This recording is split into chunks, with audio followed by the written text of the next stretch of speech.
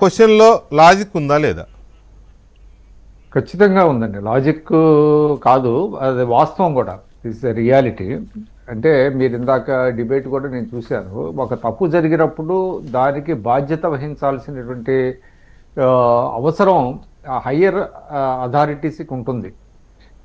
ఏది జరిగినా, ఎక్కడ ఏ వ్యవస్థలో ఏది జరిగినా ఆ వ్యవస్థని నిర్వహించేవారు దాన్ని చేయాలి. అందులోనూ ఇవాళ గ్రూప్ 1 లాంటి ఒక అతి పెద్దది. ఎందుకంటే గ్రూప్ 1 ఆఫీసర్స్ మనకు తెలుసు, దాదాపుగా అంటే అసిస్టెంట్ కలెక్టర్స్, పెద్ద పెద్ద పోస్టులకి అటువంటి పరీక్షలు నిర్వహించేటువంటి వ్యవస్థ అది. దానికి అంటే ఆల్మోస్ట్ ప్రభుత్వ యంత్రాంగాన్ని నడిపేటువంటి అధికారులని ఎంపిక చేసేటువంటిది వ్యవస్థ అది. దాంట్లో పెద్ద స్థాయిలో అవకతవకలు జరిగినాయి అనేది సిట్ తేల్చింది. సిట్టు మన ఆగస్టు 2వ వారంలోనే సిట్టు తన నివేదికను బయటపెట్టింది. అదే మనం చూసాము, పత్రికల్లో, మీడియాలో చాలా విస్తృతంగా వచ్చింది.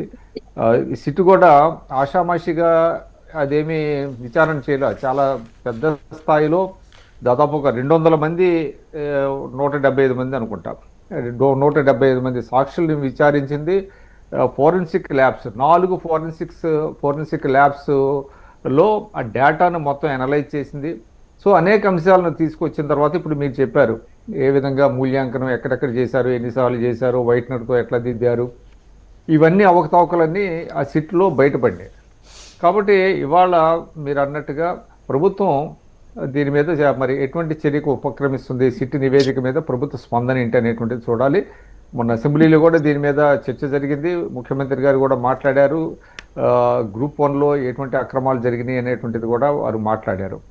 కనుక దీనికి ఎవరు బాధ్యత వహించాలి? అయితే దీనికి రాజకీయ నాయకులు ప్రమేయం ఉందా లేదా అనేటువంటిది కంటే కూడా ఏపీపీఎస్ని నిర్వహించిన ఆనాటి వ్యక్తులు ఎవరు అంటే, ఇందాక మీరు చైర్మన్ అన్నారు, చైర్మన్ అరెస్ట్ చేసినట్టు లేరు, సెక్రటరీని అరెస్ట్ చేశారు. చైర్మన్ గారిని ఎందుకు మరి పక్కన పెట్టారు? దాని మీద కూడా చాలా మంది అడుగుతున్నారు, చైర్మన్ని ఎందుకు చేయలేదు, చైర్మన్కి సంబంధం లేదా అనేటువంటిది కూడా అడుగుతున్నారు. అయితే నేను ఇక్కడ ఇంకొకటి, రాజకీయ నాయకుల ప్రమేయం ఉందా లేదా అనేది మనం ఎదమెద్దంగా చెప్పలేము. ముఖ్యంగా అదే చైర్మన్ ప్రమేయం అంటే ఇక పొలిటికల్ ఇన్వాల్వ్మెంట్ ఉన్నట్టే కదా సార్? ఇదే పొలిటికల్ ఇన్వాల్వ్మెంట్ ఉందా లేదా అనేటువంటిది తేల్చాలి. ఇప్పుడు సిట్టు నివేదికలో అవకతవకల వరకు జరిగినాయి. అయితే ఇక్కడ నేను ఒకటి చెప్పదలుచుకున్నానంటే, ఇవాళ జగన్మోహన్ రెడ్డి గారి ప్రభుత్వంలో కావచ్చు, ఒక అడుగు ముందుకేసి రాజశేఖర రెడ్డి గారి ప్రభుత్వంలో కావచ్చు, అక్కడ ఏంటంటే చాలామంది వాళ్ళు మమ్మల్ని కాపాడుతారు, మనం ఏం చేసినా కూడా చెల్లుబాటు అవుతుంది అనేటువంటి ధోరణి చాలామందికి ఉండేది. రాజశేఖర రెడ్డి గారి హయాంలో కూడా కొన్ని జరిగినప్పుడు, స్కామ్స్ జరిగినప్పుడు ఆయన చూసి చూడనట్టుగా ఆ స్కాములకు పాల్పడినటువంటి వాళ్ళని ఆయన వదిలేసినటువంటి పరిస్థితి మనం చూసాం. తన వాళ్ళు అనుకున్న వాళ్ళని ఆయన చాలా తేలిగ్గా వదిలిపెట్టేశారు. అదేవిధంగా జగన్మోహన్ రెడ్డి గారు కూడా మీరు అన్నట్టుగా ఆయన పరిపాలన మీద పట్టు లేదు, ఏం జరుగుతుందో కూడా కొన్ని అంశాల్లో ఆయన అసలు దృష్టి ఉండదు. కాబట్టి వీళ్ళు ఇష్టారాజ్యంగా కూడా జరిగి ఉండొచ్చు.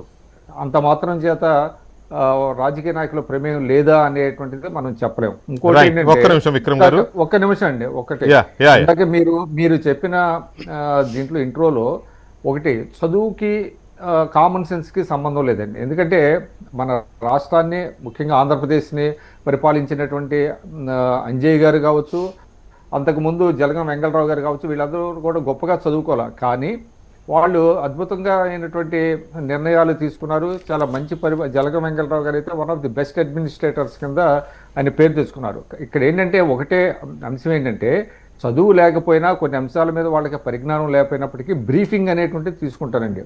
అధికారుల నుంచి బ్రీఫింగ్ తీసుకుంటారు, పార్టీలో కూడా కొంత సీనియర్ల నుంచి సలహాలు సూచనలు తీసుకుంటారు. కానీ ఇక్కడ జగన్మోహన్ రెడ్డి గారికి అటువంటి అలవాటు లేదు. కనుక వారు కేవలం తనకు నచ్చినట్టుగా, తన ఇష్టానుసారంగా వ్యవహరించేటువంటి శైలి ఆయనది. అందువల్ల ఈ సమస్యలు, అనేక సమస్యలు ఆయన పరిపాలనలో.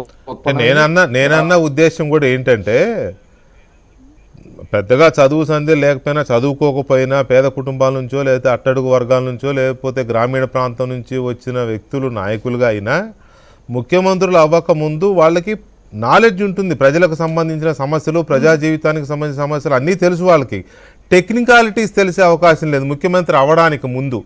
ముఖ్యమంత్రి అయిన తర్వాత అధికారులు ఇచ్చే రామరాజన్ బ్రీఫింగ్స్ ఆర్డర్ అని ఆయన 3వ తరగతి చదివాడండి తమిళనాడు. అదే అంటాను సార్, అదే నేను అంటున్నది కూడా అదే. ముఖ్యమంత్రి అయిన తర్వాత అధికారులు ఇచ్చే బ్రీఫింగ్స్ కానీ లేకపోతే ఇలాంటి పెద్ద పెద్ద ఎగ్జామ్సో లేకపోతే రిక్రూట్మెంట్లో జరుగుతున్నప్పుడు కానీ ఏపీపీఎస్సీ చైర్మన్ ఎవరు, ఏపీపీఎస్సీ సెక్రటరీ ఎవరు, డిఎస్సి ఏంటి, ఇవన్నీ వాళ్ళకి తెలిసిపోతూ ఉంటాయి. ముఖ్యమంత్రి అయిన తర్వాత కూడా ఏపీపీఎస్సీ డిఎస్సి రెండు ఒకటే అన్నారు అని అంటే ఆయన ముఖ్యమంత్రి అయిన తర్వాత కూడా ఏమీ తెలుసుకునే ప్రయత్నం కానీ నేర్చుకునే ప్రయత్నం కానీ చేయలేదు అన్నది నేను చెప్పదలుచుకుంది. ఒక్క నిమిషం సార్. సిద్దిక్ గారు నమస్కారం.